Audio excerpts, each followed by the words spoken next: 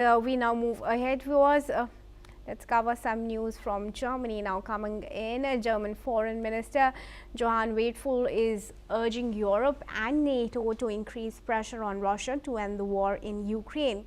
He called for a two-track strategy, raising the costs for Moscow while stepping up political, financial and military support for Ukraine.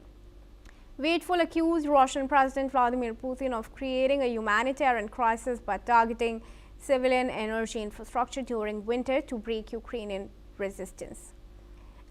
Let's listen in to what the German Foreign Minister has said.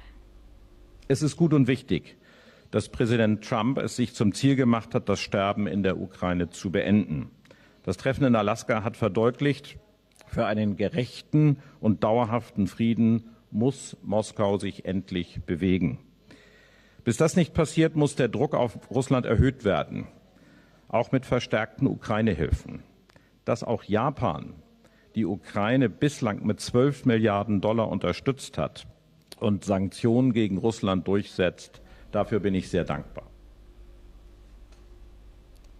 All right, joining me now is Alison Martler, former AP Bureau Chief from Bucharest. She joins us in this conversation. Alison, thanks very much for joining me. What are your first comments?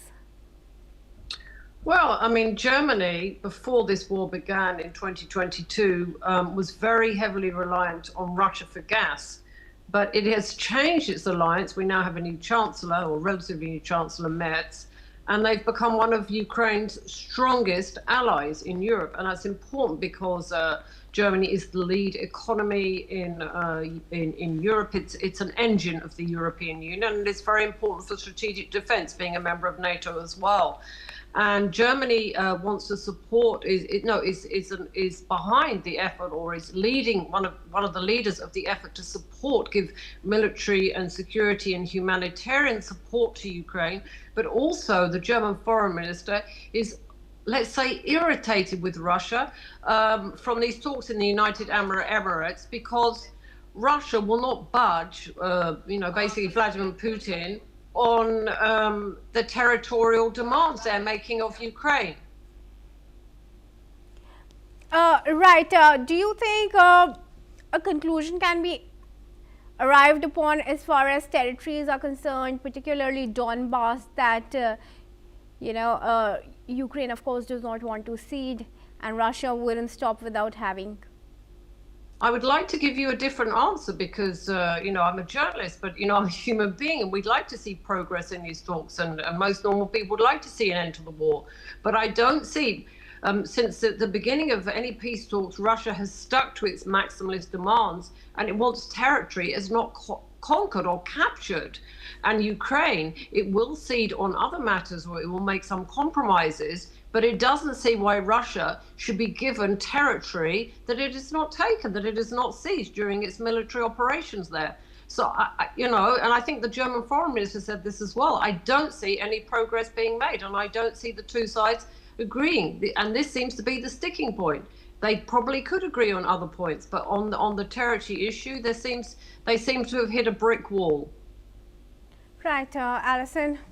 Well, let's watch out how those trilateral talks go, and if any conclusion can really be arrived upon. It's the first time that the three parties and Russia and Ukraine are sitting together. But moving ahead, viewers, let's also tell you that Russian President Vladimir Putin has welcomed Malaysia Supreme Ruler Sultan Ibrahim during a private visit to Russia. The two leaders met at the stage Hermitage Museum in St. Petersburg, greeting each other with a handshake. President Putin then invited Sultan Ibrahim on a brief tour of the museum's 20-column hall, where director Mikhail Piotrowski highlighted key treasures. The Kremlin says the visit will be followed by a private meeting between the two leaders. The engagement reflects ongoing diplomatic contact between Russia and Malaysia during Sultan Ibrahim's stay in the country.